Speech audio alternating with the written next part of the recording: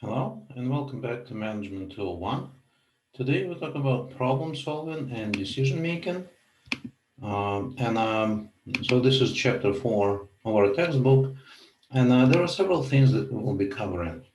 So specifically, we would look at what constitutes the problem in the management context, how you possibly classify problems, how you select appropriate level of participation, whether the solution to the problem should be an individual or a group one, and how you structure group work around the problem.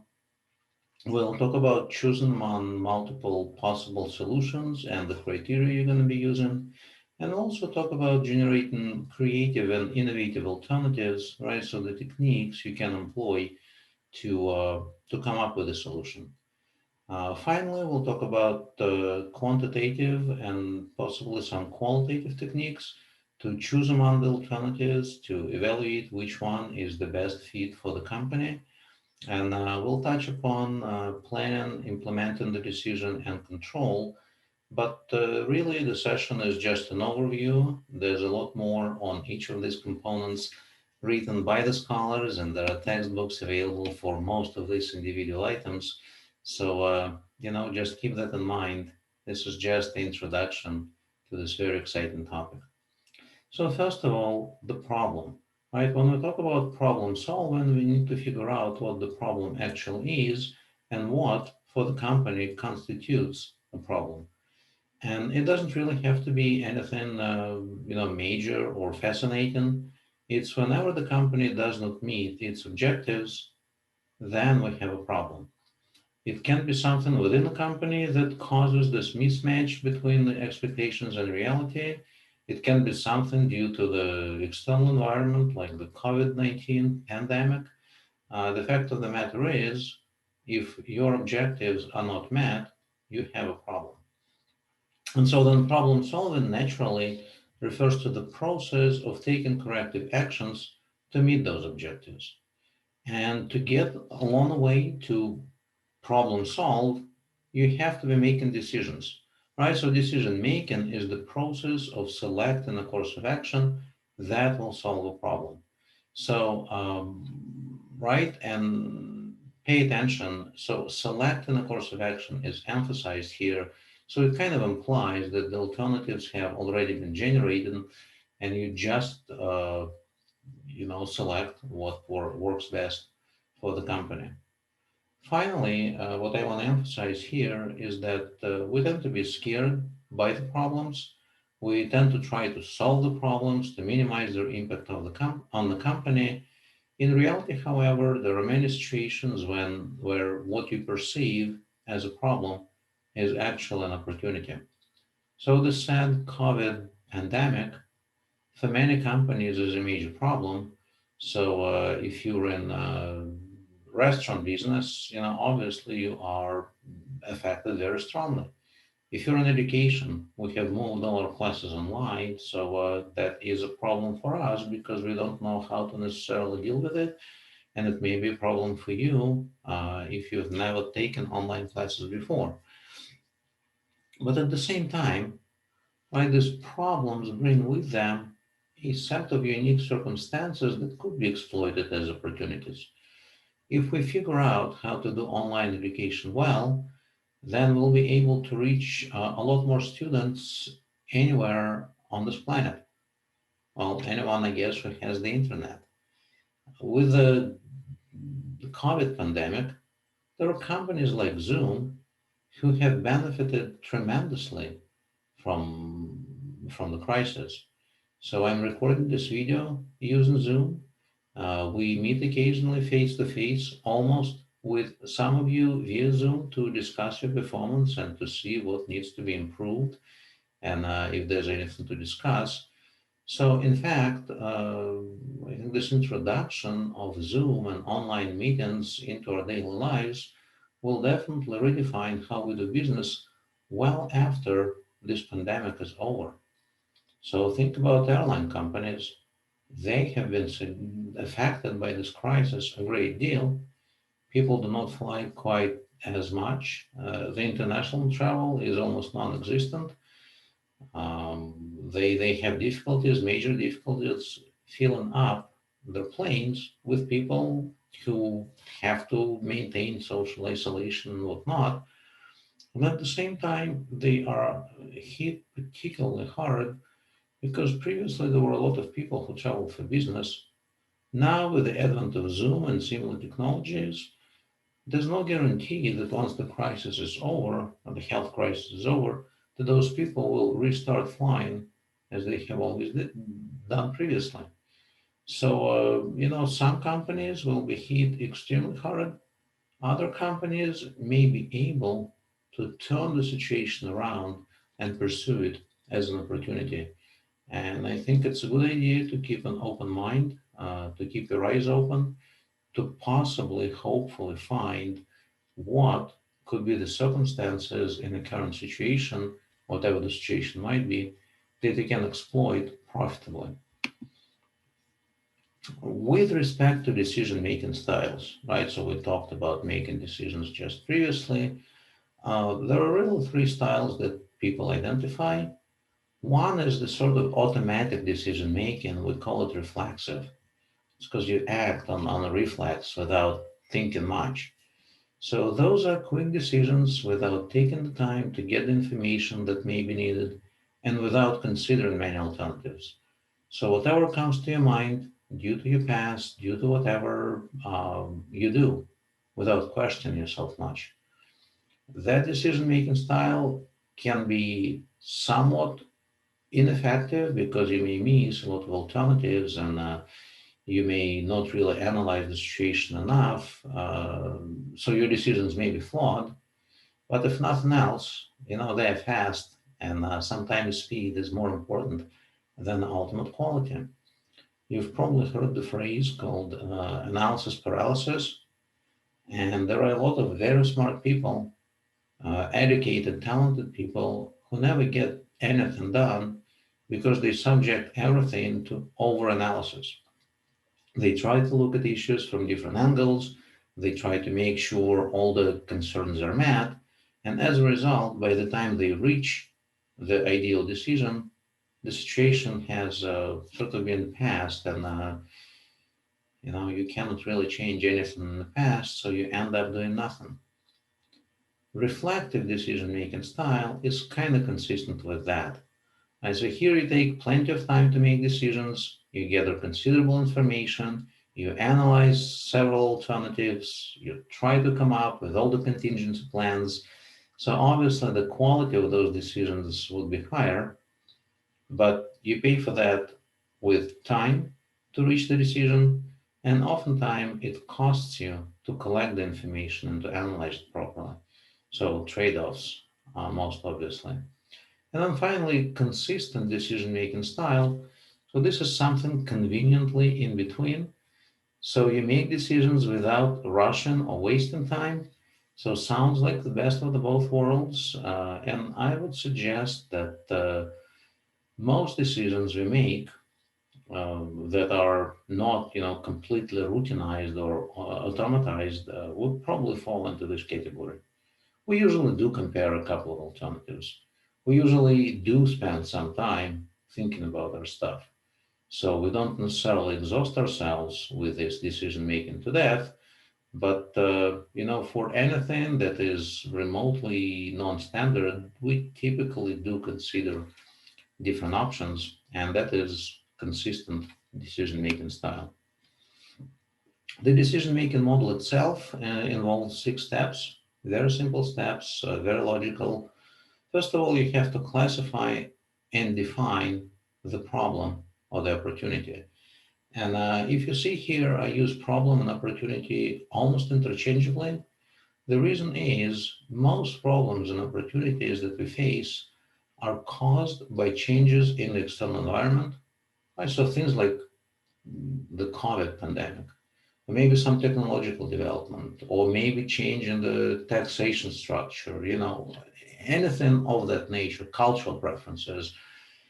And that can pose both opportunities and threats for the company. And it is your responsibility as a manager to figure out how to use it to your advantage and how to potentially safeguard against the negatives that such changes in the external environment provide.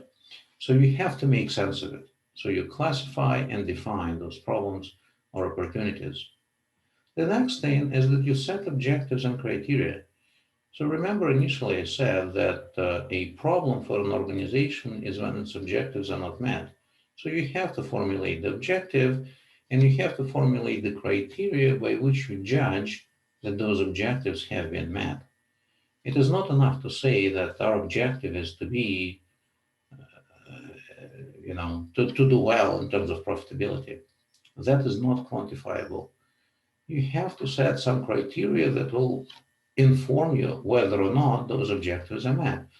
So you want to say that you want to have return on sales of at least such and such percentage. You want to say that you want to be a top three company in your industry with respect to sales growth, right? So there has to be something quantifiable, some objective criteria that would allow you to say, yes, we met the objectives, or no, we haven't. And if we haven't, then indeed there's a problem. You want to generate a number of alternatives, and because you do not exist in isolation, you compete with other firms, you want to avoid cookie cutter solutions as much as possible. Right? So you want to use creative and innovative alternatives, and there are ways that companies may employ to that end. You analyze those alternatives and you select the most feasible. Right? So not the most cool, not the cheapest necessarily, just the most feasible, something that gives you the loudest bang for your buck, something that is most likely to succeed, something that would enable the company to meet the objectives with the desired degree of certainty. Now, not every company practices it like that. If you're Elon Musk, you probably would go for the most exotic solution possible without regard for feasibility, right? Just hoping that the hype that the whole thing generates will create some value for the shareholders, and that is desirable in its own end. But if you are a regular company and you want to have decent returns, you do choose the most feasible alternative that will get you there. And then you start planning and implementing the decision. So once you have your strategic goals identified, once you've selected the path that takes you there, you have to specify everything. You have to schedule it, right? As they say, the goals are dreams with deadlines. So you have to put deadlines in place. You have to decide who's responsible for what. So all of those management responsibilities with delegation and organizing of work, they do kick in here a great deal. And then you start implementing. And you start on the path that you've selected. There are many companies that have fantastic strategies. Sometimes they develop them themselves, sometimes they hire consultants, and that strategy is never implemented because no one is taking the first step and no one is controlling the decision. So the final step here is controlling the decision, meaning overseeing the people responsible for each of the steps, providing feedback, providing corrective feedback, issuing sanctions as necessary, providing motivation for people. Control is not fun, and it probably will not make you friends, but this is something that you absolutely have to do if you're serious about the company's future. Now, the kinds of problems you might ask. There are several ways of looking at them and of classifying them.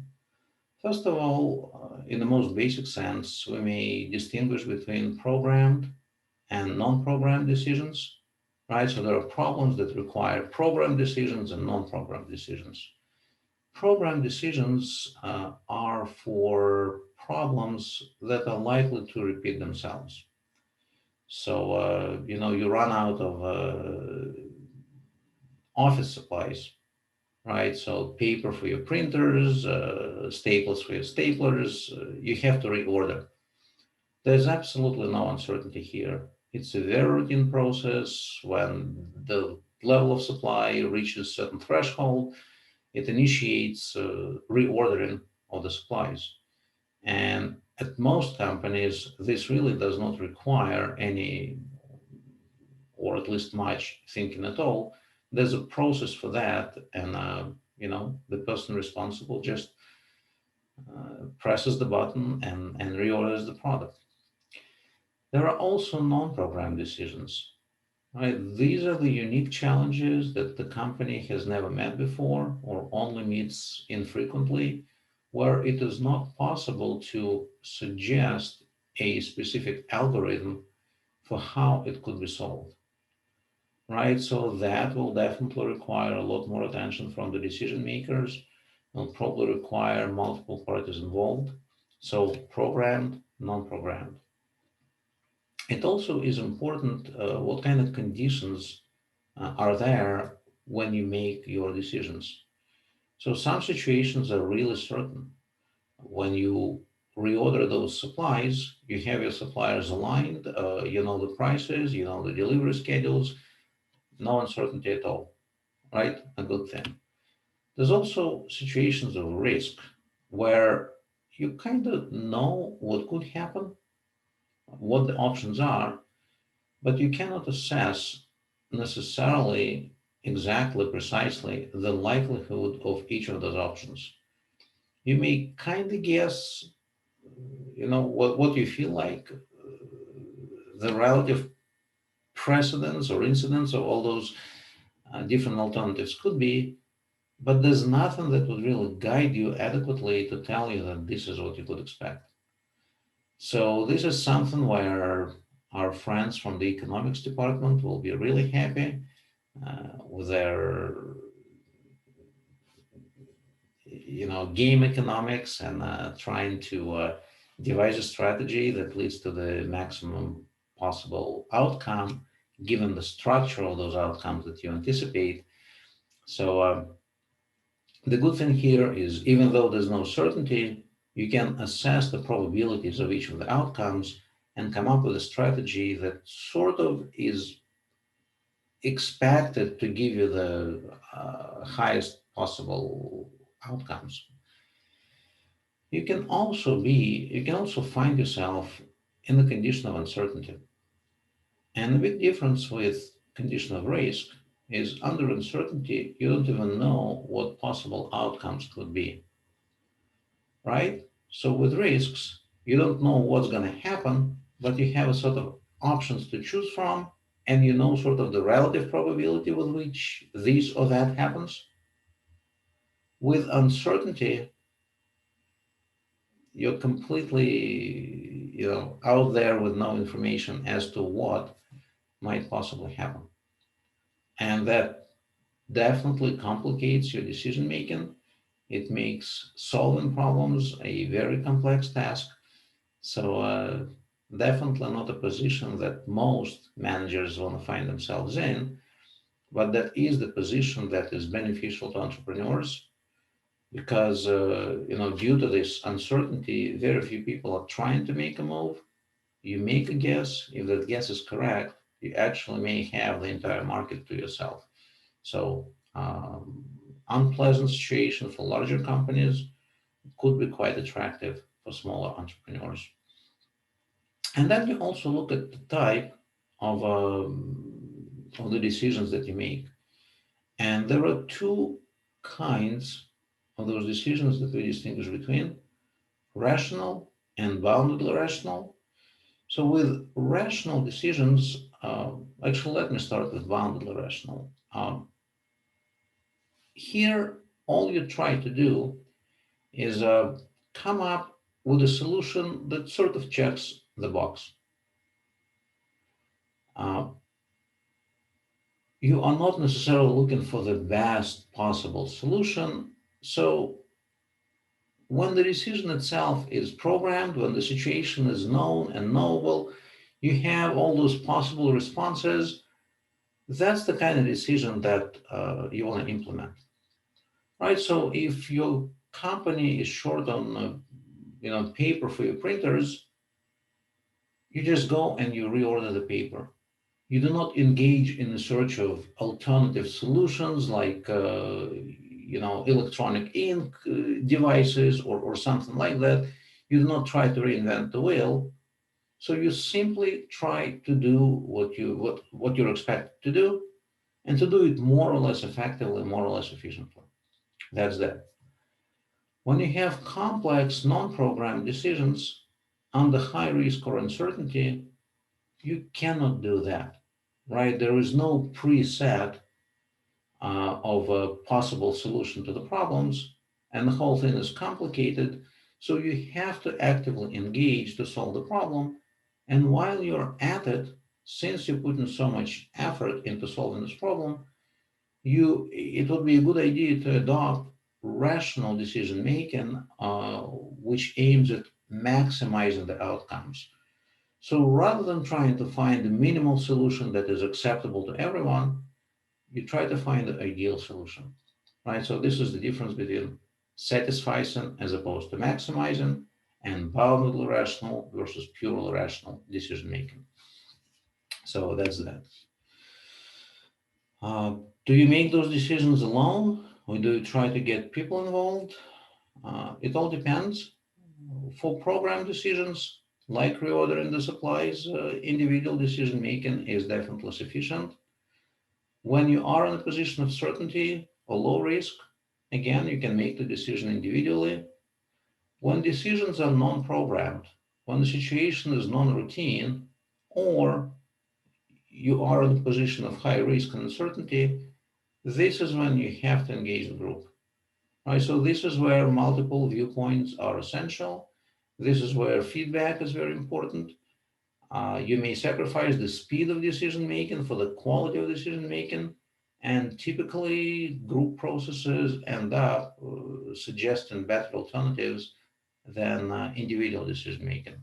So depending on the circumstances, group or individual decision making may be preferred. For the decision to be, I guess, acceptable for the company, it has to specify the objectives and criteria adequately, right? Because without objectives, you may just engage in some action, not knowing why you're doing what you're doing. And without the criteria, you wouldn't know whether or not objectives are met. So those are two things that absolutely have to be woven into any decision that you take. So you definitely must state what the decision should accomplish. So you can say that you want to have a return on assets of such and such percent. You want to have 10% market growth in a year. You want to maybe reduce employee turnover. So whatever it is, you have to be able to specify it. And then for most decisions, there are two kinds of criteria that you look at when assessing whether or not they've been met. And those are must criteria and want criteria. Must criteria are the ones that absolutely have to be met in order for an alternative to be acceptable. Want criteria are sort of desirable, but not necessary for the alternative to be acceptable. Um, if you think about the university and our emphasis on enrollment and retention and graduation, so we may want to say that we want to have, we want to increase our enrollments by at least 5% every year. And that is absolutely essential for us because we're losing state funded. So to be able to survive, that money has to come from somewhere. And, this is where most of our money comes from students. We may also have a want criteria. We may say that we want to increase the diversity on campus by inviting students from underrepresented countries or states or, whatever the case might be. And this is something that we want, but this is not critical for our survival. Desirable, but not critical. So the must criteria have to be met if we are to function sustainably. The want criteria would be nice to meet, but not life and death sort of conditions. And when you're trying to come up with decisions to problems, You definitely want to emphasize or exercise your creativity and innovativeness. As I said, because you are competing against companies that operate in the same industries. Their resources are very similar to yours, and if you are not innovative, if you are not creative, chances are you will be doing the same thing as your competitors, or they will try to imitate you, precisely. And when that happens, the competition in the industry becomes pure competition based on price, which means profit margins in the industry go down to the point where you actually may be losing money on each item that you sell. So obviously this is not very sustainable and feasible in the long run. So you want to come up with alternatives that are hard, if not impossible, for your rivals to imitate. And that comes from relying on your creativity and innovativeness. So creativity basically is a way of thinking that generates new ideas. Like you have to exercise creativity to come up with innovative ideas. Innovation refers to the implementation of a new idea.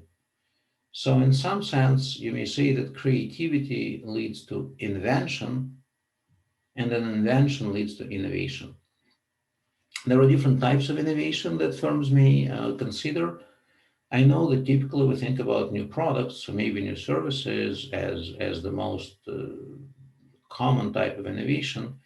That's actually not the case. There are five types of innovations that firms may consider, and all of them are potentially important. So, a new product or service really requires no explanation. You all know what it is, and we've seen new products and services being introduced all the time. So, often it does lead to success for the company that introduces them.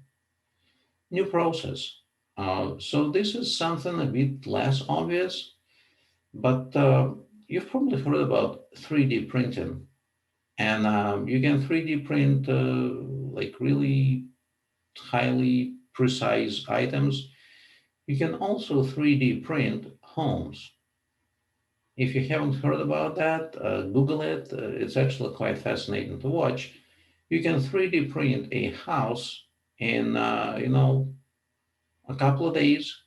You can move in and start finishing it like 3 days from when you started pouring the concrete.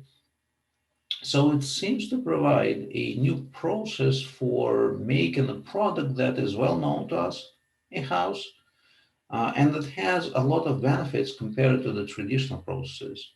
It's definitely cheaper, it's faster, and you can do that. You can build buildings with this method where it would be very hard to move regular construction materials using traditional methods.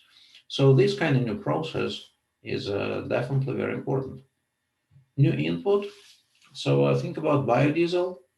This is the alternative fuel that gets extracted from corn, among other things. So it can be burned in regular diesel engines. So just by using that kind of input, you can capture a major portion of the market that previously was going to just oil companies. A new way of organizing. Um, think about Amazon. The company started as an online bookseller, and at that time, most books were sold from through brick and mortar stores. Amazon has completely disrupted that industry by organizing everything without, having a physical storefront. It is, as you all know, a very effective business. Jeff Bezos, the majority owner of the company, is the richest man on the planet. So by using new ways of organizing, you can definitely benefit and profit from opportunities to a significant extent. And finally, new market, right? You can reap the benefits of having a specific product, even the one that you've had for a number of years, by introducing it to the market where it currently is not represented. So I don't even know what a decent example would be, but if you imagine for the sake of the argument, that North Korea opens up and you go there and you introduce smartphones, like, to that environment, that will be an innovative product, even though for you, this is something you've known for a very long time. So this new market that you can discover or open up could potentially lead to very substantial profits. So when you think about innovative solutions to your problems, do not limit yourself to thinking just about new products or new services. Innovation is a very broad category, so think about all the different types. See if you can combine multiple types of innovation, because the more innovative the solution, the harder it is to match for your rivals, the higher the chances that you will profit from it and sustain those profits for a long while. It is also true that despite all the benefits of innovation, companies do not like to innovate, right? Or rather, people within companies don't like to innovate, because innovation takes us all out of our comfort zones. And once you get your salaried position, your future is kind of secure. You don't, kind of when they say if it works, then fix it. We don't want to fix it. We don't want to come up with something new if the reality is sort of okay. So people use all sorts of excuses to not try to innovate and to exercise their creativity. They typically say, well, it's impossible, it can't be done, we've never done it, has anyone else done it? It wouldn't work for our company, in our department, in our industry. It costs too much, it isn't in the budget. And my personal favorite one is, let's form a committee. So this is when no one wants to claim the responsibility. Everyone wants to sort of share the responsibility for a specific course of action with others. And the surest way to kill an innovative idea and spirit of innovativeness is to form the committee, because then everybody tries to protect their own turf. And once those different viewpoints are represented, where people are not necessarily cooperating, then all you do is try to smooth out those points of conflict, and no one really cares about innovation anymore. So then you try to protect what you have and not necessarily create something new. There are exceptions, no doubt about that, but forming a committee it could be quite detrimental for the entrepreneurial spirit within the company. With respect to the creative process, there are three stages that we identify: preparation, incubation and elimination, and evaluation. So with preparation, this is kind of what you'd expect. Right? You try to gather facts, opinions, feelings, ideas, information. You look for new angles, use imagination, invention. You try to think outside the box, that kind of thing. And you try to generate as many solutions as possible without making judgment. Right? So you just let your imagination roam. You jot down all the ideas that you come up with. You don't worry about the ideas, possibly sounding silly, because quite often great ideas, when they were first introduced in the rudimentary form, did sound silly. And I may provide some examples if we ever revisit the topic. It ranges from the military to IT and like anything in between. And then once you've generated all of those alternatives, so here's where the second stage kicks in: incubation and elimination. You don't want to make the choice right away, commit yourself to a specific alternative right away. You want to sleep on a problem.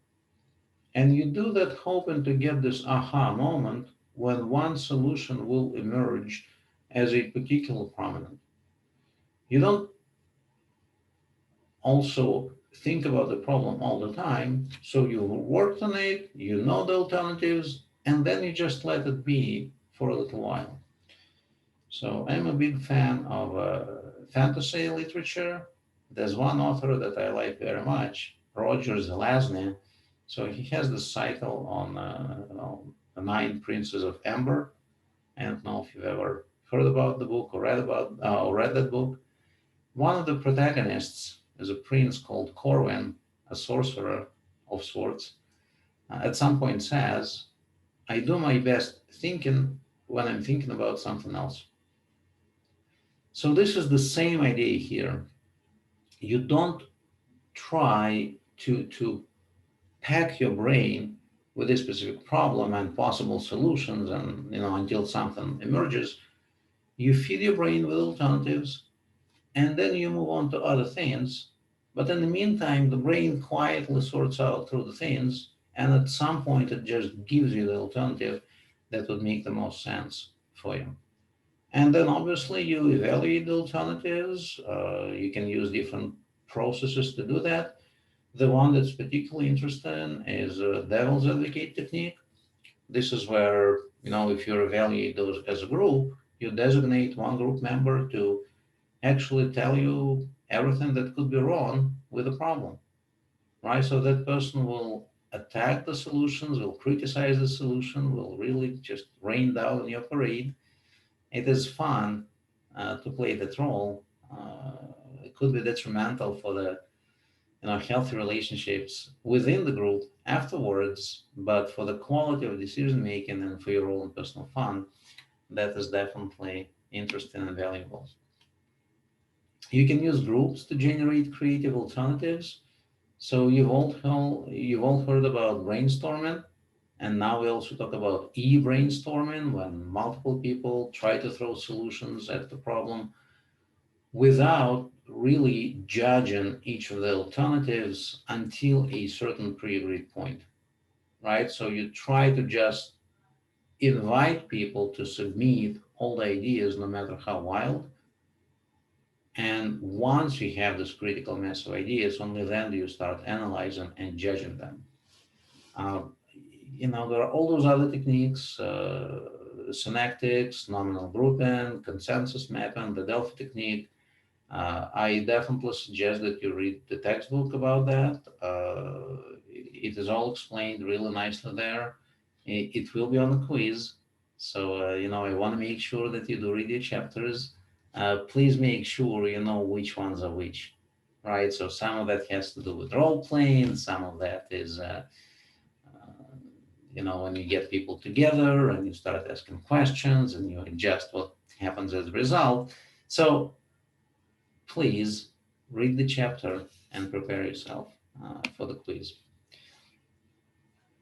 In terms of analyzing the alternatives and selecting the most feasible one for implementation, a good idea is to rely on quantitative technique, right? So as a business, money is obviously important. You want to make sure the company survives. You want to make sure it performs. You want to make sure it performs better than the industry on average.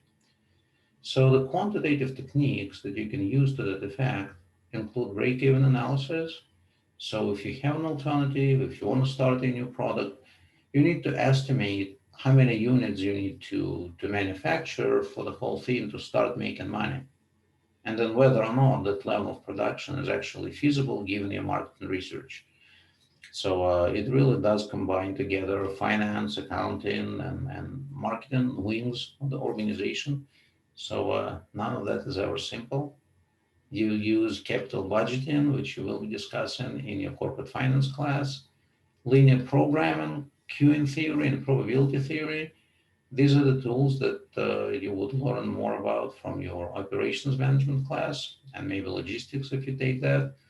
So you want to make sure that the quantitative side of these specific alternatives has actually been thought through, calculated carefully, and then it is indeed beneficial for the company and feasible in all senses before you commit to that alternative.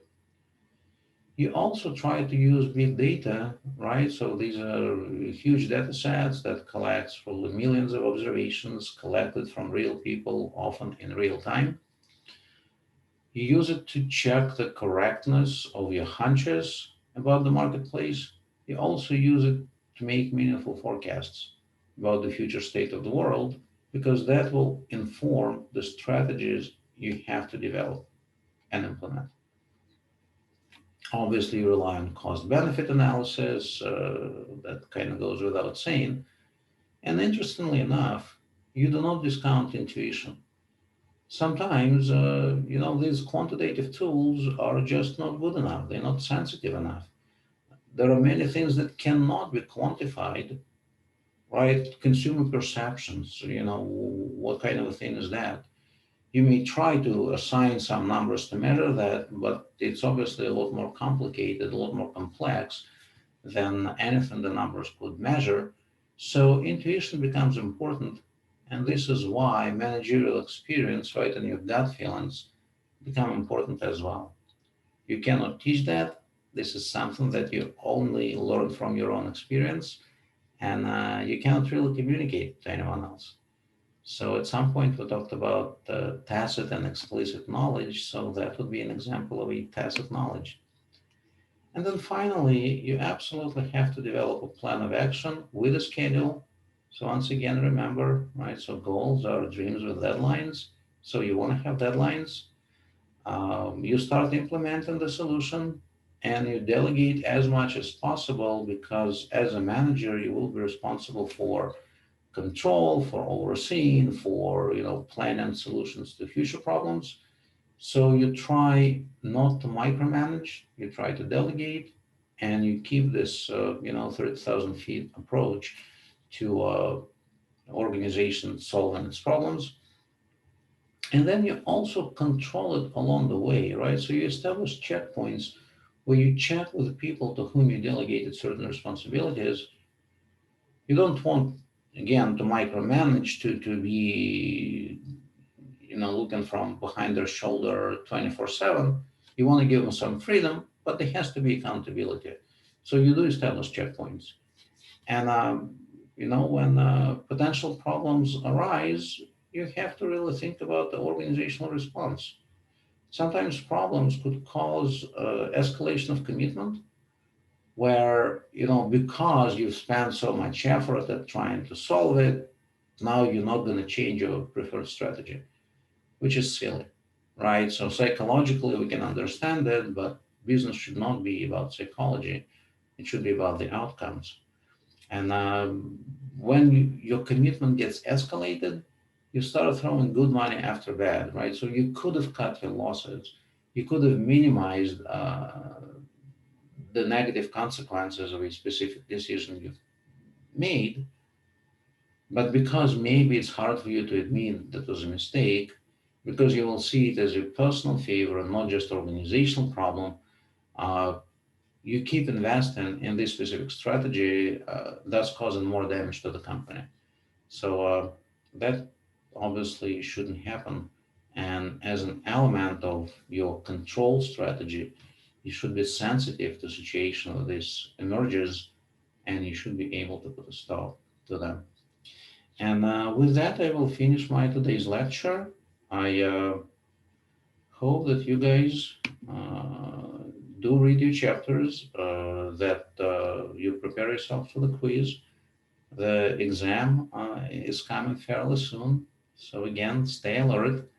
And if you have any questions, if you want to discuss your individual quizzes, if there's anything in the lectures that wasn't covered sufficiently or doesn't make sense, feel free to contact me. I'm available.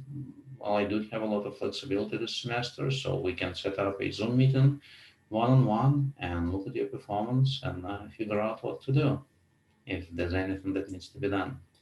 Otherwise, enjoy the rest of your week, and I'll see you next week. Bye.